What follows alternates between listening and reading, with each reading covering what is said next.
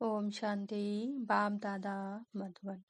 आज की मधुर मूल्य 5/2/2024। मीठे बच्चे, इस शरीर रूपी कपड़े को यहाँ ही छोड़ना है, इसलिए इससे मरम्मत मिटा दो, कोई भी मित्र संबंधी याद ना आए। प्रश्न: जिन बच्चों में योग बल है उनकी निशानी क्या होगी? उत्तर: उन्हें किसी भी बात में थोड़ा भी धक्का नहीं आएगा, कहाँ भी लगाव नहीं होगा। समझो आज किसी ने शरीर छोड़ा तो दुख नहीं हो सकता, क्योंकि जानते हैं इनका ड्रामा में इतना ही पार्ट था। आत्मा एक शरीर छोड़ जाए दूसरा शरीर लेगी। ओम शांति। यह ज्ञान बड़ा गुप्त है, इसमें नमस्ते भी नहीं करनी पड़ती। दुनिया में नमस्ते अथवा राम राम आदि कहते हैं, यहाँ ये सब बातें चल नहीं सकती, क्योंकि यह एक फैमिली है। फैमिली में एक दो को नमस्ते व गुड मॉर्निंग करें, इतना शोभता नहीं है। घर में तो खान पान खाया, ऑफिस में गया फिर आया, यह चलता रहता है। आज की मुरली से मुख्य पॉइंट: यहाँ तो तुम बच्चों को देही अभिमानी बनना है। आत्मा को क्या करेगी, फिर भी कहना तो होता है, जैसे बाबा को कहेंगे बाबा नमस्ते। ब्रह्मा विष्णु शंकर यह है रचना, इन्हों के भी ऊपर है शिव, सब आत्माओं का बाप।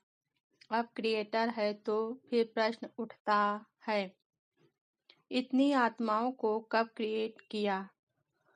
यह अनादि ड्रामा चला आता है, बेअंत है, इसका कभी अंत नहीं हो सकता। अपना अपना पाठ बजाते रहते हैं। बच्चों को ज्ञान मिला है, बाप से कहते हैं ये परम पिता परमात्मा आकर हमको ले जाओ, इतने सब शरीरों का विनाश कराए, सब आत्माओं को साथ में ले जाना, यह तो बहुत भारी काम हुआ। यहाँ कोई एक मरता है तो 12 मास रोते रहते हैं। बेहद का बाप कहते हैं, बच्चे मुझे याद करो तो तुम्हारे विकर्म विनाश होंगे। शिव बाबा ना होता तो यह ब्रह्मा भी क्या करता, इनको याद करने से क्या होगा? अभी तुम बच्चे समझ रहे हो और तुम फिर नर से नारायण बनते हो, यह है ही सत्यनारायण की कथा। तुम बच्चे प्यार से कहते हो बाप दादा, यह भी तुम्हारी नई भाषा है। ड्रामा है ना, इसमें रोने की कोई बात नहीं। ऐसी अवस्था वाले ही निर्मोही राजा जाकर बनते हैं। सतयुग में सब निर्मोही है। यहाँ कोई मरता है तो कितना रोते हैं। बाबा कितना अच्छा रास्ता बताते हैं। बाबा कहते हैं बहुतों का कल्याण करेंगे तो तुम्हारा भी पुण्य हमारा भी पुण्य जमा होगा। हम भारत को स्वर्ग बनाने के लिए तन मन धन सब खर्च करेंगे, इतना नशा रहना चाहिए। देना हो तो दो, ना देना हो तो ना दो। तुम अपना कल्याण और बहुतों का कल्याण करने नहीं चाहते हो। इतनी मस्ती होनी चाहिए, खास कुमारियों को तो बहुत खड़ा होना चाहिए। अच्छा, धारणा के लिए मुख्यसार पहली पॉइंट: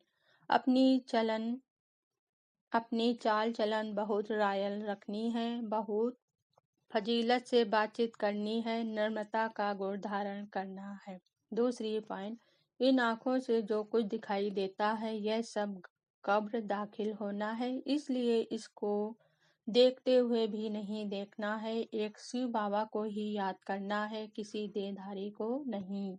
वरदान आज बाबा ने दिया, मास्टर ज्ञान सागर बन, गुड़ियों का खेल समाप्त करने वाले स्मृति सो सामर्थ्य स्वरूप भव।